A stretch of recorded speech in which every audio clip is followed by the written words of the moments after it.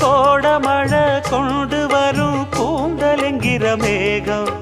ஜாடையில ஏத்தி விடும் தாகம் என்கிற மோகம்